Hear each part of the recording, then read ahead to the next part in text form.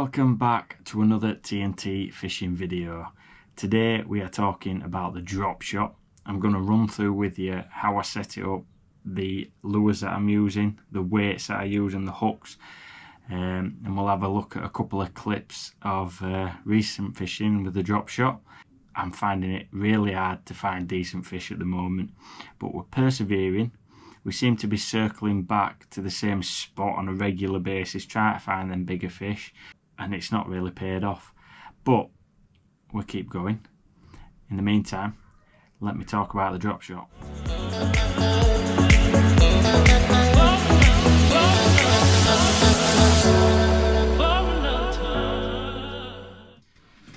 So the Dropshot is a method of fishing that is really tedious. It takes a lot of patience. It's one of those that you start it and within 5 minutes you pack it in and you go back to a normal jig head.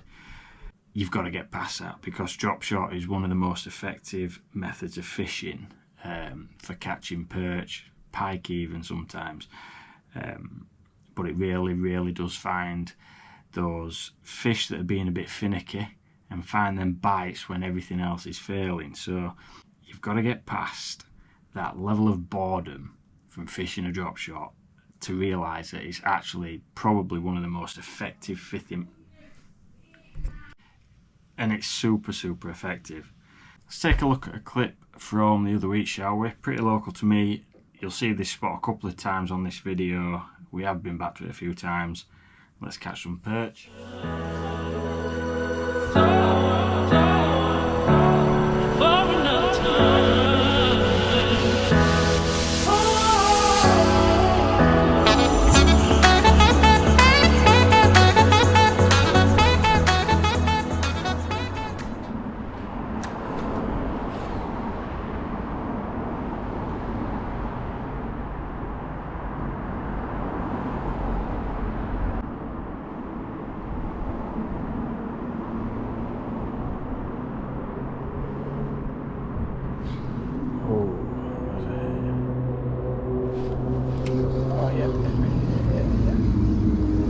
Yes, first hit.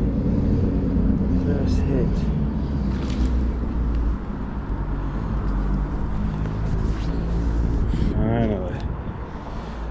Lovely little perch.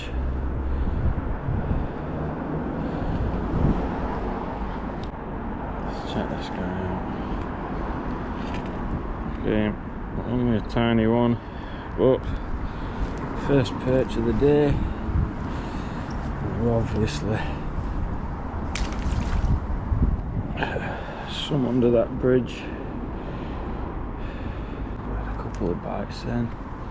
Might be some a little bit bigger maybe.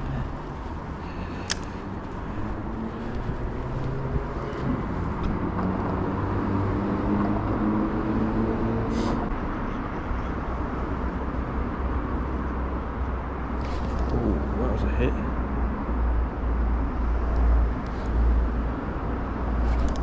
Oh yes, this feels a bit better.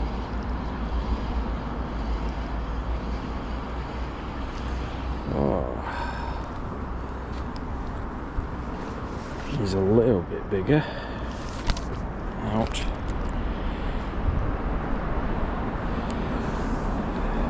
Absolutely engulfed that T-tail minnow. He's a little bit bigger. This thing might be, might just get lucky down there, eh? Might be a big one. Craft crawler.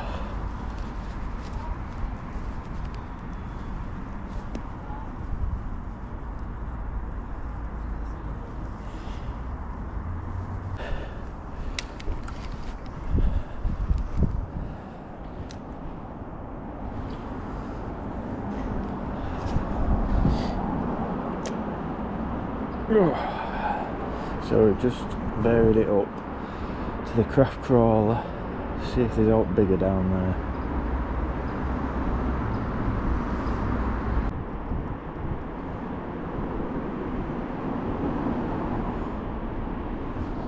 Oh yeah. Oh no. Oh.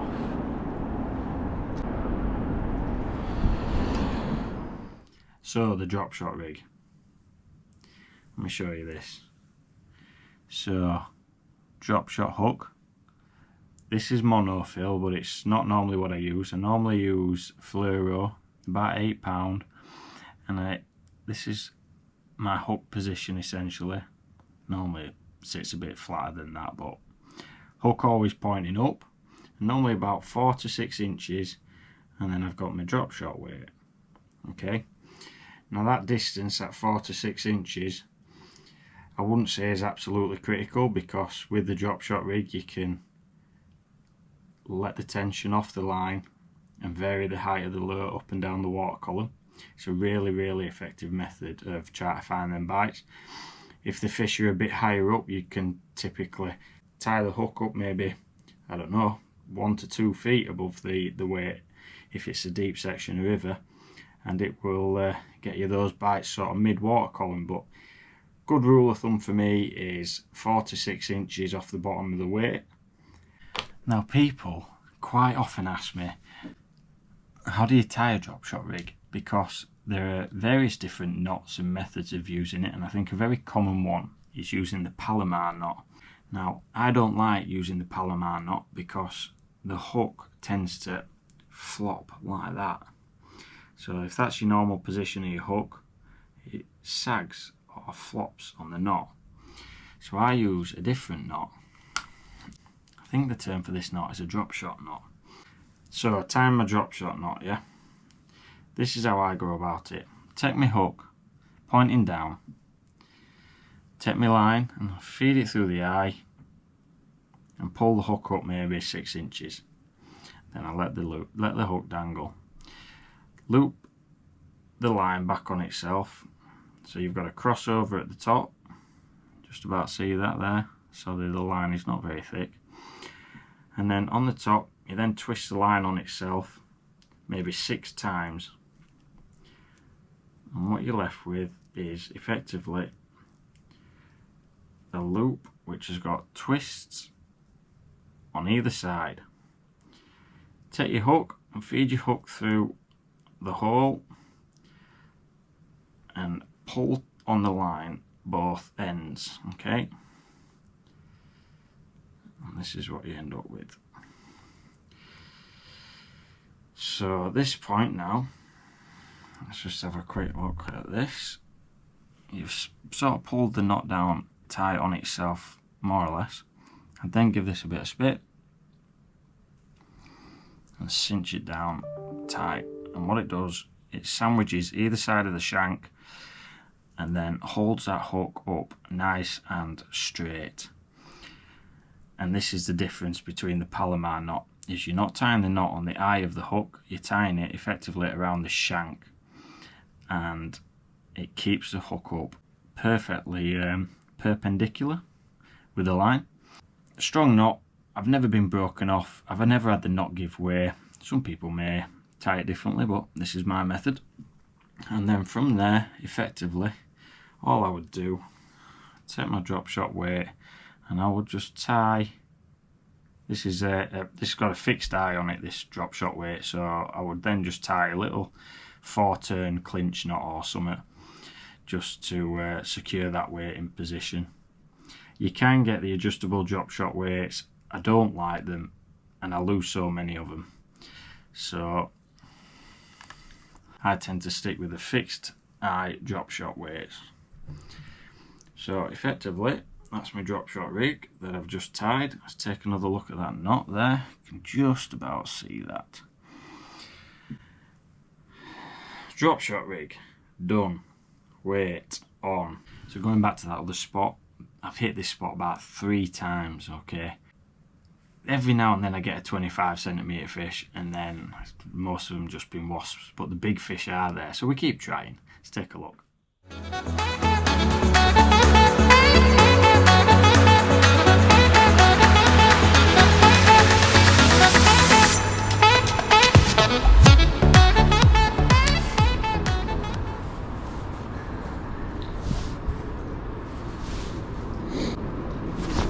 Oh, that was a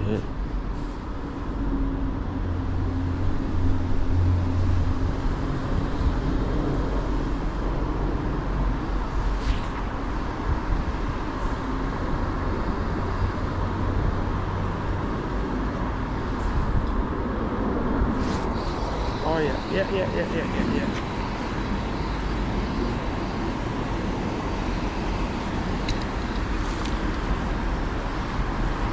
Another little perchy.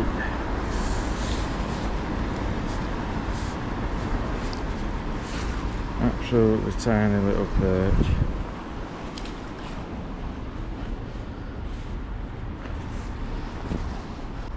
They like orange underneath this bridge for whatever reason. There must be another one. Couple more down there.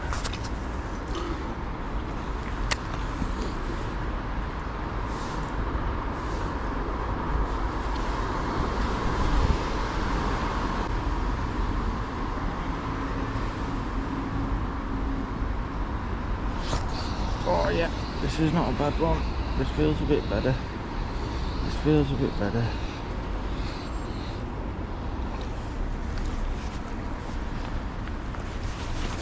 It's 2. It's a little bit better.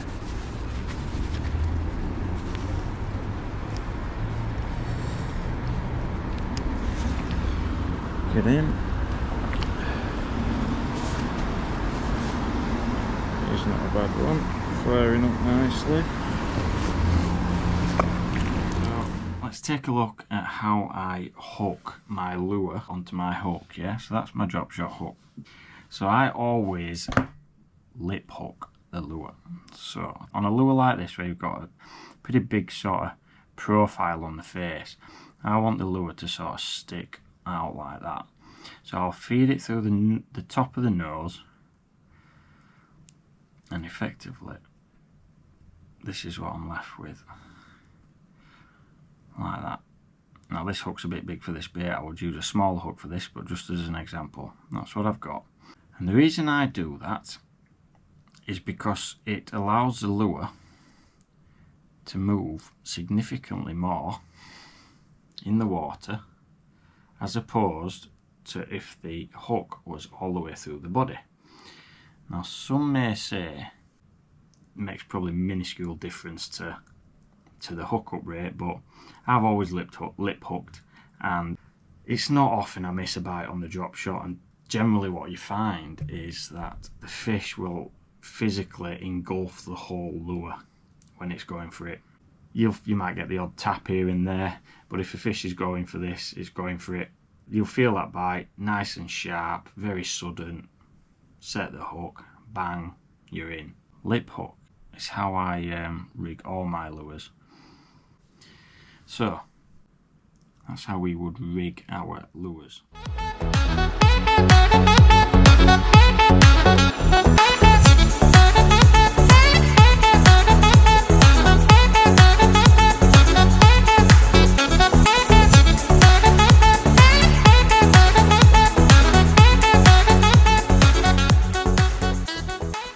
Let's take a look at some of the lures that we use, shall we? Yeah? So my current go-to lure at the moment for drop shot is this little Cannibal V-tail minnow. It's got a really good vertical action. That tail is really flexible up and down like that, and on the drop shot you want that sort of up and down movement sometimes, and that, you know, that you want the lure to be configured in a way that facilitates that up and down movement.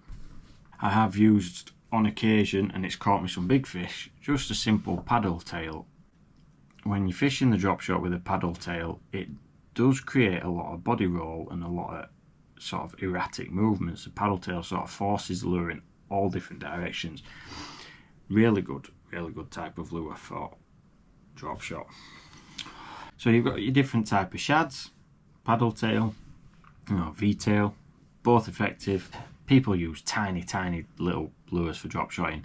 I tend to use around this, I think this is around the 7-8 centimetre mark, sometimes maybe a bit bigger, 9 to 10 centimetres, but you can use all sorts. After the shads, I would go creature baits. So 2 fantastic creature baits that I use are these little 3D rattling craws, lots of appendages that generate a lot of movement on the drop shot, and a little tiny rattle inside. You buy these in packs. These come in the drop shot kit from Savage Gear as well, which is really good. And you've got generally got a small and a big. I think one is sort of like 6 centimeters and one is maybe 7 or 8 centimeters, and you can get them in all sorts of colors. This orange bellied color works really well for me, and then generally the more natural sort of like motor oil green, shall we say. Other creature baits that have worked well for me have been this craft crawler. Now this is one of them lures you lip hook the end, you'll feel the bite, you'll generally try and hook set too early. Sometimes you've got to let them, you know, boom, really get onto this lure. But I've got a couple of good videos on my channel using this bait on Dropshot. I'll take a look. So this next clip, I'd been out all day, not a bite. That's what it's like at the moment, not a single bite, and found this little tiny bridge, and yeah, give it a shot. A couple of casts in. In fact, I think it was the first cast in, nice little fish. Second cast in, another little fish, and then a semi-decent perch, which warranted a picture. Let's take a look.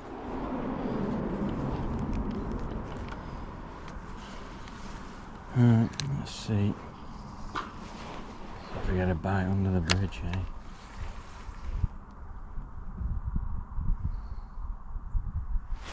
Oh, yeah, yes, finally,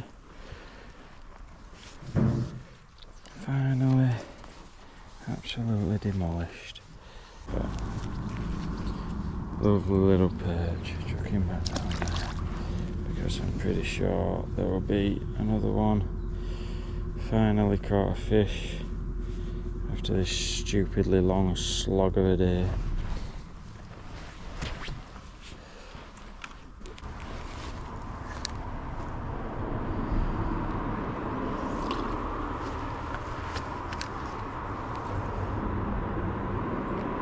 Oh yes. This is a good one. Far better fish. That was an absolutely mega hit. That is the biggest fish, biggest perch I have caught in a while. Let's get him unhooked.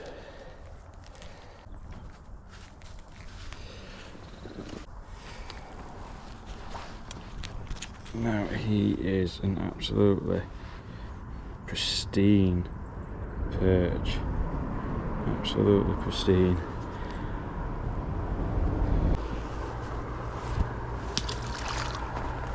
Absolutely stunning fish, that.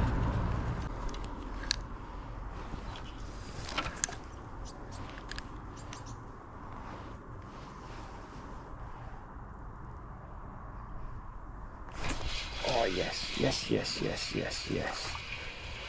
Another decent one. I think it's a decent one. Oh, it's a baby pike. It's a little jack pike. Absolutely tiny jack pike. Look at him. Oh. Come on, you little eely thing. Cutest little jack pike you've ever seen.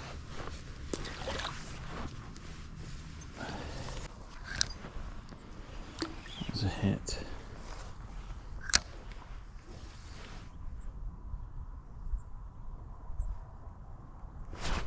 Oh yes. Oh, that's another deep, not a bad one.